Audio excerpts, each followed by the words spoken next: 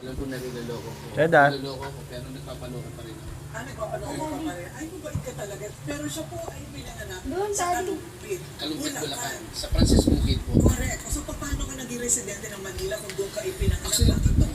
actually po yung father at saka mother ko, sa Maynila sila nagligawan. Ang father ko kasi sa Balibog, Bulacan. Ang mother ko sa Kalumpit, Bulacan. Ang lola ko kasi sa father side, nakatira po sa Mabagos Street. Sa tapat po ng bahay nila Mayor A. Sa Manila. Sa Manila, doon po sila Cheddar. sa Tondo. Kasi nagtitinda po ng sibuyas, bawang yung lolo ko na ano. Nung